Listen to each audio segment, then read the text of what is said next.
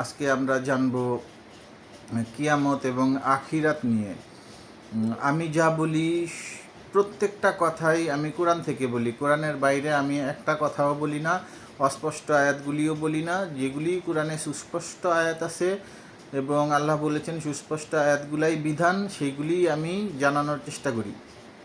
তবে কিয়ামত আর আখিরাত নিয়ে ভিডিওটা একটা হবে না, আমি ছোট্ট ছোট্ট করে কয়েকটা ভিডিও করব, দেখতে থাকুন। তারপরে আবার দোজখের আযাব সম্পর্কেও ভিডিও করব। তা আসুন শুরু করি। কিয়ামত সম্পর্কে আল্লাহ কি বলেন। প্রথমে আল্লাহ কিয়ামতের দিন সম্পর্কে কি বলেছেন সেটা কিছু আলোচনা করি, তারপর আমরা আখিরাত সম্পর্কে আলোচনা করব। কিয়ামতের ব্যাপারটি তো এমন, যেমন চোখের পলক অথবা তার চাইতেও নিকটবর্তী। নিশ্চয়ই আল্লাহ সব কিছুর উপর শক্তিমান। হে লোক সকল, তোমরা পালনকর্তাকে ভয় করো। নিশ্চয়ই কিয়ামতের প্রকম্পন একটি ভয়ঙ্কর ব্যাপার। অতঃপর আল্লাহ পৃথিবীকে মসৃণ সমতল ভূমি করে ছাড়বেন। আপনি তাতে মোড় ও টিলা দেখবেন না।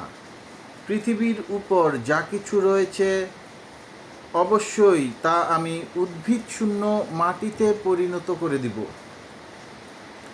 সেদিন পরিবর্তিত করা হবে এ পৃথিবীকে অন্য পৃথিবীতে, এবং পরিবর্তিত করা হবে আকাশসমূহকে, এবং লোকেরা পরাক্রমশালী আল্লাহর সামনে পেশ হবে।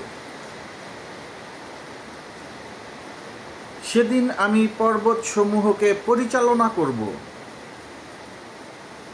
এবং আপনি পৃথিবীতে দেখবেন একটি উন্মুক্ত প্রান্তর, এবং আমি মানুষকে একত্রিত করব, অতঃপর কাউকে ছাড়ব না।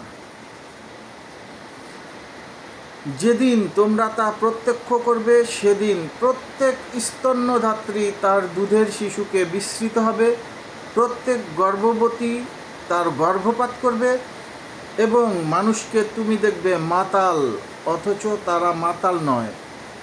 বস্তুত আল্লাহর আযাব সুকঠিন।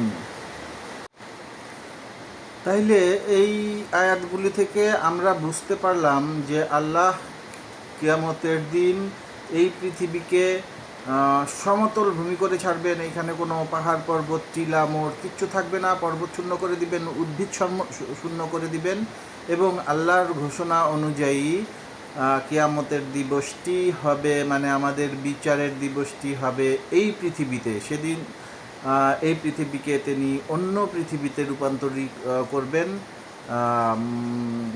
সেরকমই আল্লাহ বলেছেন। পরের ভিডিওতে আমরা আরও কিছু জানবো। সাবস্ক্রাইব করুন, দেখতে থাকুন, আমাকে সাপোর্ট করতে থাকুন। ধন্যবাদ। আসসালামু আলাইকুম।